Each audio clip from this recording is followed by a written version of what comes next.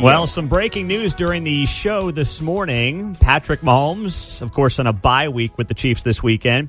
As the whole world expected, if you're a college football fan, once Texas Tech beat K-State last week, College Game Day is in Lubbock, Texas this weekend for Texas Tech BYU. That's a top 10 matchup. And Patrick Mahomes, the confirmed College Game Day guest picker. Kevin Kietzman is here. Uncanceled's coming up. We knew it was coming, but it's pretty cool. Yeah, it is fun, and we knew he'd be there. Tech's a weird team, though. They're not really in Mahomes' image. They're a defensive team. It's all about their defensive front seven. The front four, they went out and spent like $20 million on four guys. You can't run on them. You can't. I mean, Tech may have the best defensive front in all of college football. Mahomes is known, obviously, for all the points, but what Texas Tech does is shut you down. K-State, at the end, got embarrassed last week. I mean, they got pounded. Mm-hmm. They did something nobody else has done all year. They scored 3 touchdowns against Tech. Nobody done that all year. Yeah. You know how hard that is in college football? Mm-hmm. I mean, this defense is legit. It is. David Bailey, that Stanford transfer, is legit. Jacob Rodriguez I saw he had 5 forced fumbles the last 3 games at linebacker. It's just, they've been amazing. So you look at this game coming up in Lubbock this weekend in particular. Have you been to Lubbock, by the way? Oh, yeah. Man, I'm jealous. I didn't see many tortillas, though. I've been there a couple of times for K-State games. There's a golf tournament every year between Texas Tech alum and K-State alum that raises money for the golf programs. It's called the Crowfoot Cup. It just happened a couple weeks ago. I didn't play this year. It was in Manhattan last week before the game. Every year, wherever the game is, you travel to that site and you play against those guys. So Billy Joe Tolliver used to play in it and people like that, the old quarterback. It's a lot of fun. They're great people. There's a lot of similarities between the two schools, except now Texas Tech is really, really, really rich with oil, and there's no stopping them. So that's kind of a difference. But, yeah, we'd go down there and play in the golf tournament and then go to the games, and it's a fantastic environment. It's underrated. Everybody says, there's nothing in Lubbock. Well, there's a lot of money. There's a really good football team, and there's a whole bunch of people that love America and love sports. Count me in. Yeah.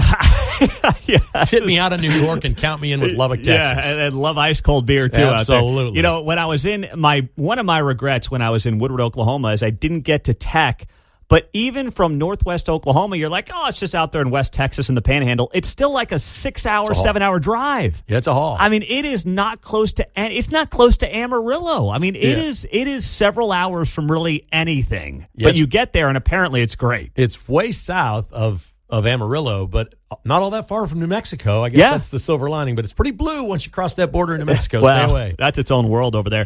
You're right, though. But it's like, man, I've looked into it. Even from here, but there's no direct flights. You got to go to Dallas, so this will be the best visual for College Game Day all year. Those people are going nuts. They've been camping out all week. It's going to be insane. They haven't had a game day, I think, in almost 2 decades. It's going to be 17 years. It's absolutely going to be crazy. I was watching a video today. Remember Mike Leach was the coach there. A lot of folks remember him. God rest him. He was great. The Pirate. He once upon a time pulled a guy out of the stands before a game, so we're having trouble with our kicker. Are there any kids want to come down here and try to make this 30-yard field goal? Do you remember this? Yeah. It's like 2008 or something. And some kid pops out of the stand and drills it right through, and the equipment guy goes, come on, get in the locker room, son. They signed him to a little contract that said you're part of the team, sign this waiver if you get hurt. They gave him a uniform, and he kicked, and like his first 4 games, 60 Minutes went and did a story on him. He hadn't missed an extra point. They literally pulled him out. They've gone from pulling kickers out of the stand to having a billionaire own and operate your team and being in the top 10. Cody Campbell's the big donor out there who's just funded a ton of this for Texas Tech. And you were telling me that I guess he's the guy who a character in Landman is based off of. Yeah, the show Landman on Paramount Plus with Billy Bob Thornton is based loosely on what goes on around Texas Tech and these independent oil companies that are over this basin. This is the largest oil reserve in the contiguous 48. Okay, that's the most oil anywhere in America is right under Lubbock, and the 50, 75 miles all the way around it, right? There's a basin under there, and it's rich with oil. So there's a lot of independent oil companies. This guy's bought and sold oil companies now 3 times. He's worth $13 billion. So John Hamm played a character on that show that owned the oil company against the big guys who were trying to put him out of business and all that stuff. Well, this guy's done just fine. There's no struggle with his oil world. No, and now this guy Cody Campbell's also gotten into Trump's world where he's supposed to be helping the administration figure out a way to do whatever it's going to do with college athletics and figure out some formula to make this whole thing work. I think, as I understand it, he and Nick Saban are like partners on this thing that's going to lead some panel that's going to lead the future of college football. Mm-hmm. I think it needs a collective bargaining agreement. I'm not a big union guy or restrictions or regulations, but if they follow like a professional model and sign the players to a collective bargain, the teams will have to adhere to the salary cap, or it will be a crime to not do that, because these are all funded by the federal government. Then it becomes federal fraud. You're frauding your partners, whatever. I just feel like they need – the NCAA is never going to do that. There can never be a panel or commission. Do you think you're going to have a $21 million salary cap next year in college football and Ohio State's going to adhere to that? I don't think Ohio State cares. Yeah. Do you? No. Alabama? No. No. Texas Tech? Probably not. So what does it mean for college basketball, since like earlier in the week I was talking to Doug Gottlieb about this, and he's just on a different planet right now than KU when it comes to Allen Fieldhouse. And we all know that's the case. It was always the case, but now the mid-majors feel like they don't really have a shot when that was always a great story, especially come March Madness. Well, they're lucky they're still freshmen in college basketball, because that's going to be the story of this year. The rookies, I'm sorry, you nailed it. The rookies in college basketball this year are going to be the story of college basketball. It may be the greatest rookie class ever. Kansas supposedly has the best of the best in Darren Peterson. My wife's a big KU fan. One game in, she's already bothered that in 5 months he's going to be gone. I said, well, first of all, he shouldn't be there. He should be in the NBA. He doesn't belong in college, but he's there. And if KU wants to keep him, they have $21 million to spend next year in their athletic department any way they want. They can give him $10 million. That's more than the NBA. If you really want Darren Peterson, keep him. Yeah. You have to make choices. This is going to get really interesting for basketball, because there is no running football without some real money in it, right? Everybody's going to be doing that. Will Kansas just say, we're going to take $16 million for men's basketball and the rest of the department gets $5 million? What are they going to do? Well, that brings up a point that's been floated out there with this new rule.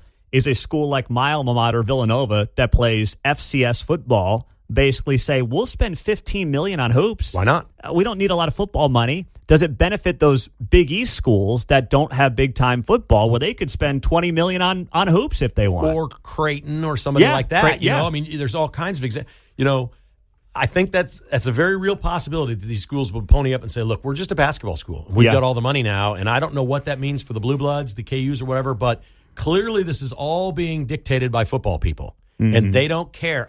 No offense, anybody listening, they don't care about Kansas basketball. They don't care. The football world in college athletics does not care about basketball at all. And maybe they'll branch off. Maybe they'll separate the money, because the NCAA tournament is its own moneymaker, separate from college football. But that's really where the money is in college basketball, is the tournament. Maybe they set a separate salary cap. I think they'll probably have to do that. Yeah, I'm with you. Kevin Kietzman's here on Cancel's coming up. Thank you for the Twizzlers, by the way. Welcome. You made a quick trip run. My middle daughter was asking me yesterday. She loves it when I bring home Twizzlers. She's like, Dad, you got any Twizzlers? I was like, no, I don't. And you have a stack of Halloween candy, so no, I'm not getting Twizzlers. But now Uncle Kevin's got some Twizzlers. But, Mark, the list says you're not supposed to give out licorice on Halloween, right? No, that was on the list of top 10 things you never give a kid. Yeah. Oh, yeah. Why? I don't know. I guess they like the chocolate. Huh. I mean, she loves Twizzlers. I love Twizzlers. I do, too. I mean, it's become a guilty pleasure of mine. I So think now that's just so that people keep the Twizzlers for themselves. Kevin sent a text. Quick trip on me this morning, boys. So Mark, I got the what? Peanut M&Ms. Peanut butter M&Ms. Peanut butter M&Ms. I got the Twizzlers for the girls, and John got hot tamales because he didn't answer. That's all right. All though. good by me. They're half gone, Kevin. Oh, good. Well, they had it on the counter. It said 2 for $2. I'm like, that's a deal. Okay. So I got ones in my console in the car, and John got one.